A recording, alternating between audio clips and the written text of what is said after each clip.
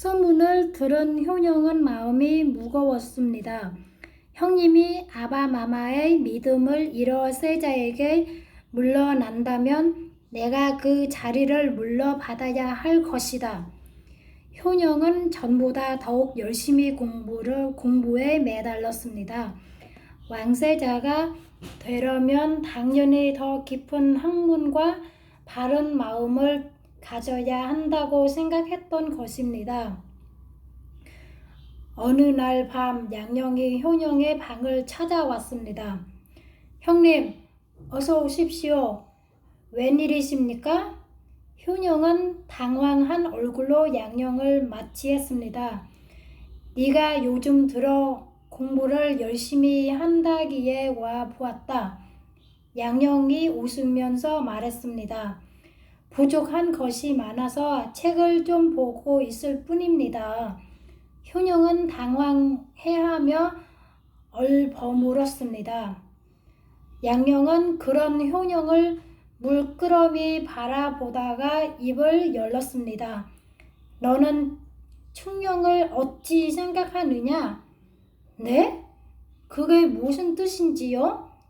충령은 우리네 형제 중에서 학문이 가장 깊을 뿐만 아니라 어질고 지혜롭지 않으냐? 그래서 나는 세자 자리는 마땅히 충령에게 가야 한다고 생각하는데 네 뜻은 어떤가 묻는 것이다. 형님, 효령은 깜짝 놀란 얼굴로 양령을 바라보다가 곧장 고개를 떨구며 중얼거렸습니다. 그렇다면 형님께선 일부러 그런 이상한 행동을 하신 거군요. 아니다. 나는 왕이 되기에 부족한 인물이고 또 타고난 성격이 자유로운 것을 좋아하여 임금의 자리에 얽매이고 싶지 않기 때문이란다. 한동안 말이 없던 효령이 고개를 들고 말했습니다. 형님의 깊은 뜻을 맞춰 헤아리지 못하고 저는 마음속으로 걱정이 많았습니다. 이제 형님의 마음을 알았으니 저 역시 가벼운 마음으로 제 갈 길을 가겠습니다. 그래? 네가 가려는 길을 어떤 길이냐?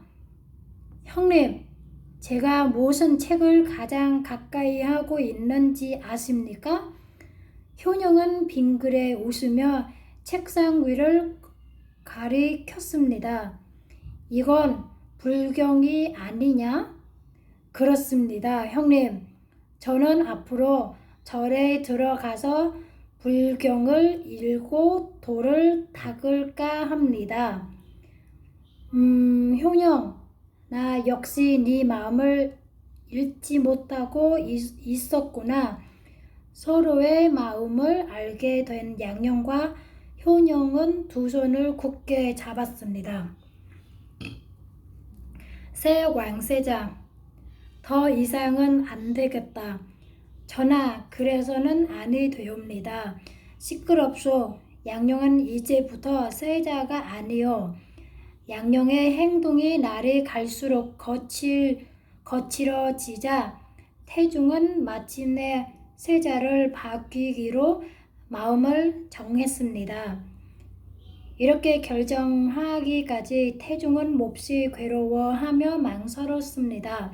태중 자신이 두 차례에 걸친 왕자의 난으로 형제들을 물리치고 임금의 자리에 올랐기 때문입니다. 모두들 들으시오. 세자의 이상한 행동을 더 이상 못 본 채할 수가 없어. 나는 양령에게 왕위를 물려줄 수가 없어. 가슴 아픈 일이긴 하지만 양령을 세자 자리에서 폐하기로 하겠소. 태중의 목소리는 어둡기 그지없었습니다. 세자를 폐한다는 것은 양령을 세자 자리에서 물러나게 한다는 것이었습니다. 대신들은 머리를 숙인 채 말이 없었습니다. 이 결정은 나라의 앞날을 위해 내린 것이니 그대들도 따라주기 바라오. 태중은 말이 없는 신하들을 향해 이렇게 못을 박았습니다. 그때 누군가가 침묵을 깨뜨렸습니다. 아니, 되옵니다. 전하, 양녕대군께서 세자가 되신 지 10년이 넘었사옵니다. 그러하온데 이제 와서 물러나게 하는 것은 바람직한 일이 아니옵니다. 다시 생각하시옵소서. 태중의 뜻에 반대를 하고 나선 사람은 다름 아닌 황희였습니다. 순간 태중은 얼굴 빛이 바꾸었습니다. 가장 믿고 있는 대신이 황희가 자기의 뜻을 반대하리라는 생각지 못했던 것입니다. 그때는 내가 왜 이런 결심을 하게 되었는지 모른단 말이요. 태중은 화가 나서 물었습니다. 전하, 지금은 비록 세가 마마의 행동이 옳지 못하다 하더라도 시간이 지나면 나아질 것이옵니다. 그러니 세자 마마가 왕위를 물러받을 수 있게 살펴주소서. 이 나라에 또 다시 불행한 일이 일어날까 염려되옵니다. 황희는 조선을 처음 세울 때 왕위를 놓고 왕자들끼리 피비린내 나는 싸움을 벌인 왕자의 난을 넌지시 비춰 말했습니다. 그러자 태중은 머리끝까지 화가 나서 황희에게 말했습니다. 그대는 지금 나를 놀리는 거요?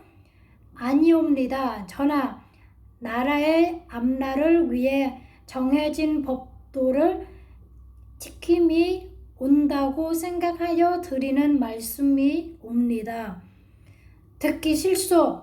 이제 보니 세자의 편을 들어 뒷날 큰 복을 누리자는 것이 아닌가. 태중의 노여움을 그 어느 때보다는 컸습니다. 황희의 말은 마치 형들을 제치고 다섯째 아들은 자기가 왕이 된 것을 은근히 나무라는 것처럼 들렸기 때문입니다. 다른 생각들 있으면 말해 보시오.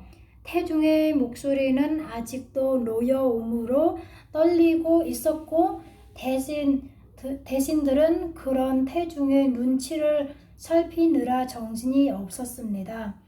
세자를 폐하는 것은 가슴 아픈 일이오나 나라의 앞날을 위해서 결단을 내리심이 오른졸로 아래로 오르신 말씀이 옵니다. 다른 대신들은 태중의 말이 온다고만 했습니다.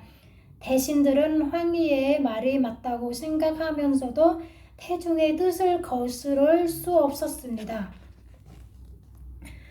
이렇게 해서 태종 18년인 1418년 6월에 양녕대군은 세자의 자리에서 물러나고 셋째 왕자인 충녕대군이 세자가 되었습니다. 그리고 황희는 귀양을 가게 되었습니다.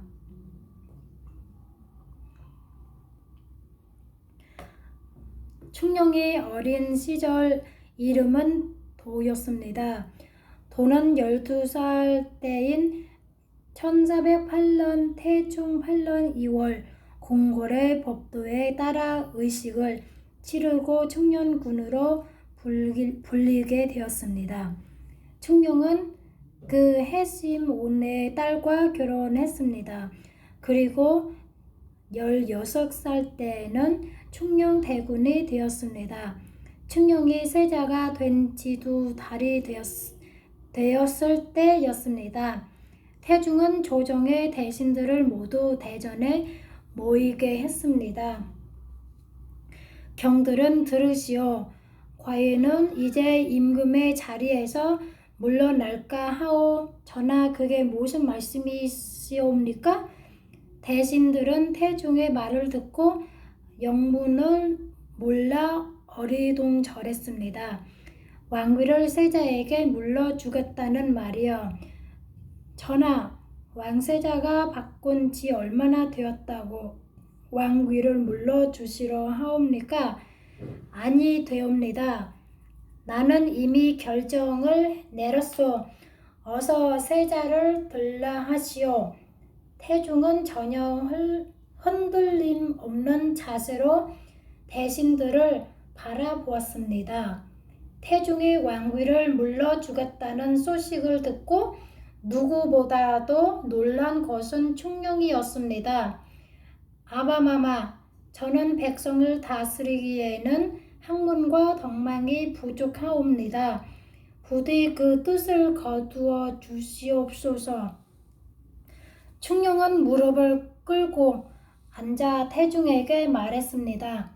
그러나 태중은 뜻을 굽히지 않고 옥새를 신하에게 건네며 말했습니다. 옥새를 세자에게 전해 주시오. 태중의 명령을 받은 신하가 충령 앞에 네모난 상자를 내려놓았습니다. 아바마마, 이것은 옥새가 아니옵니까? 그럭소 세자는 옥새를 받고 이 나라를 잘 이끌도록 하시오. 아바마마, 옥새를 거두어 주시옵소서. 충령이 한사코 옥새를 받지 않자 태중은 잠시 생각에 잠겼습니다. 옥새를 거두어 주시옵소서. 대신들도 한 목소리로 말했습니다. 그러자 태중이 충령에게 손짓을 했습니다. 세자는 이리 가까이 오시오. 태중은 임금의 권위를 나타내는 붉은 양산을 가져오게 했습니다. 말없이 붉은 양산을 충령에게 건네는 태중의 얼굴에는 아무도 꺾을 수 없는 위험이 서려 있었습니다. 마침내 1418년 8월 충령 대구는 태중의 뒤를 이어 조선의 제4대 임금이 되었습니다. 이분이 바로 우리 민족 역사상 가장 빛나는 업적을 이룬 세종대왕입니다.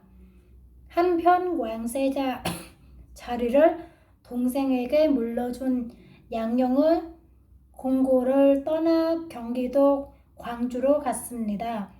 그리고 둘째 왕자 효령은 자신이 생각한 대로 절에 들어가 스님이 되었습니다.